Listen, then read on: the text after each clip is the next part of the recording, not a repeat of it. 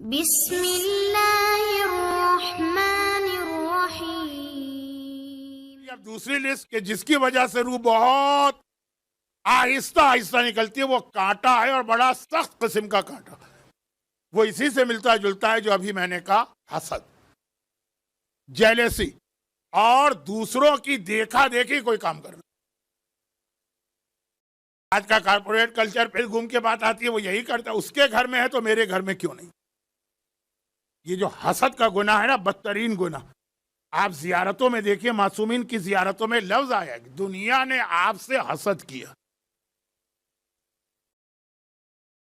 اہل بیت کا سب سے بڑا پرابلم یہی ہے کہ دنیا کہتی ہے تم اتنے اچھے کیوں ہو، ہم تو اچھے نہیں ہو سکتے ہیں، تمہیں بھی اس دنیا میں نہیں رہنے دیں گے۔ خواتین ایک دوسرے کے کپڑے، ایک دوسرے کا زیور، نوجوان ایک دوسرے کے فون، اور پھر بہت ساری باتیں۔ میں ابھی بیویوں کی طرف نہیں جانا چاہتا ہوں، لیکن یہ جو حسد کا ایک جذبہ، فضیل کے واقعے میں اس نے یہی تو کہا تھا میں کلمہ نہیں پڑھوں گا، اور پتہ چلا کہ وہ لوگوں سے حسد کرتا تھا۔ اور یہ حسد ہے جو پھر ادھر لے جائے گا آپ کو کہ یہ چیز ہم کو بھی لینا۔ کہا کہ اس گناہ سے اپنے آپ کو بچاؤ، یہ وہ گناہ۔ دیکھیں صرف 2 یا 3 ایسے گناہ ہیں جس میں معتبر حدیث میں یہ لفظ آیا ہے۔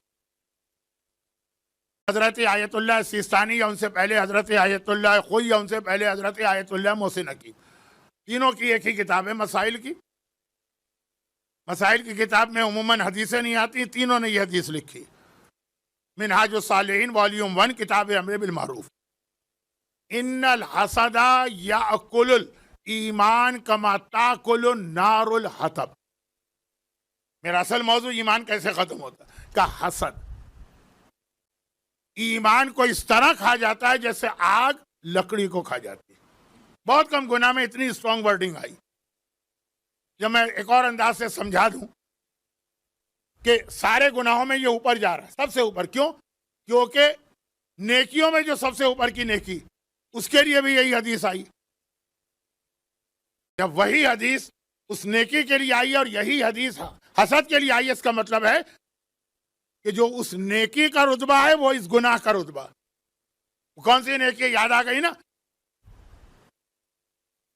بہت ہی مشہور حدیث، حب علی یاکل الذنوب کما تاکل النار الحطب۔